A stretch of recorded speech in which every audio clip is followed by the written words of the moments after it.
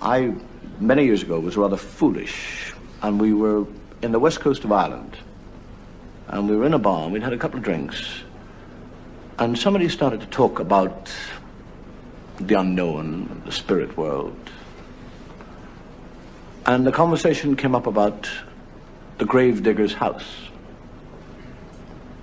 and the locals started to tell us about it. And this gravedigger was found in his bed, dead, with terrible marks upon his neck and his eyes wide open. And the doctor said that the marks had nothing to do with his death, but that the man had died of fright. And I scoffed, foolishly. And it came about with a few more drinks and everything else that I accepted a dare or a bet that I would stay the night in the cottage beside the graveyard. And I went there, and we agreed that the door would be locked and I would stay in there till first light. And I was locked in.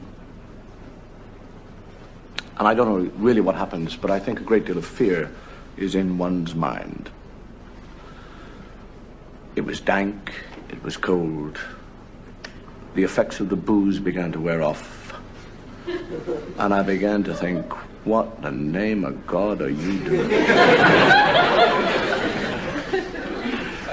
And I felt, I don't know what it was an instinct, it was something stronger than me, pulled me towards this bed where this man had died. And I was drawn, I fought against it, and I was drawn nearer and nearer to this bed. And I was told somehow or another to sit on that bed. I didn't want to, and I did. And an unnatural drowsiness came over me. And I became very sleepy.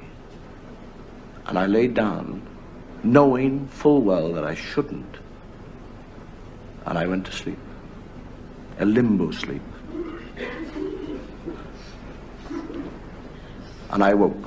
What time? I have no idea. The candle had burned down. It was black. It was cold. And I felt a presence. I was completely sober by then and utterly terrified. The hackles on the back of my neck had begun to rise. I was paralyzed by a presence of fear, and I felt something on my chest begin to move. It crept slowly up my chest, and I couldn't move. It came closer and closer to my throat.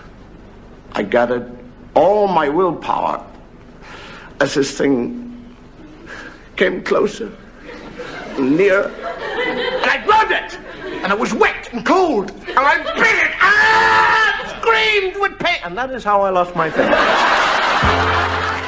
Oh, fuck.